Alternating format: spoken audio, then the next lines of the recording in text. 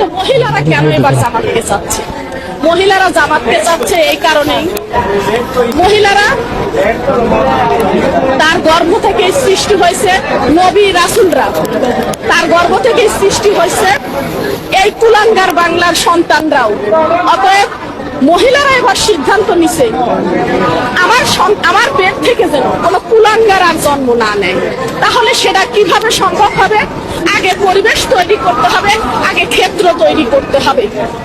আমরা যদি এই সমাজ থেকে ইনসাফের বাংলাদেশ কায়েম করে যদি আমাদের এই বাংলাদেশ থেকে নেশা মুক্ত করতে পারি, তাহলে আমার সন্তান যাবে না নেশা করতে, আমার ভাই যাবে না নেশা করতে, আমার স্বামী যাবে না নেশা করতে।